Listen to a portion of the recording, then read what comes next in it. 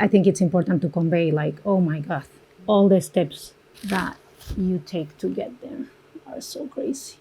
My name is Daniela Oliver de Portillo, and I'm an artist and a mom. I was introduced to cyanotype when I went to Penland School of Art and Craft in North Carolina. I fell in love with the process.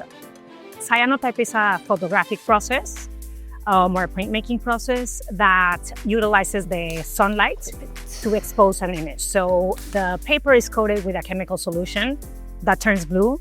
So I use different types of translucent materials to get different tonalities of blue and arrive at my final composition.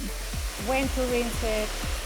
Well, I'm very lucky to be part of the 8 artists that are working with the San Antonio River Foundation's Art in the Open program. My project in particular is called Hidden Blooms. So for the project, I hand-built all of the ceramic bases myself. They are very minimalistic, kind of flat, that I used red clay to do them, and I purposely left them on glaze so that they feel like earth, they feel like, back to nature, so to speak.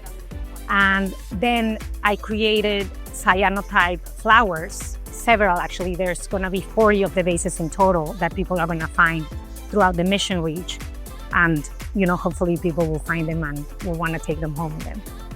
It is such an honor to be recognized by the San Antonio River Foundation and to be able to do this project with them. I wanted to do this hidden gift sort of project once more. After the pandemic, I stopped doing it. And when I saw their open call for Art in the Open, I said, I really want to do this. So I applied, and for them to recognize this project and to recognize how it's going to connect us all and how people will be able to really appreciate the public spaces that the San Antonio River Foundation serves, it's a really wonderful opportunity for me. And I'm just thrilled to be included with the wonderful artists that are going to be part of this year's Art in the Open program.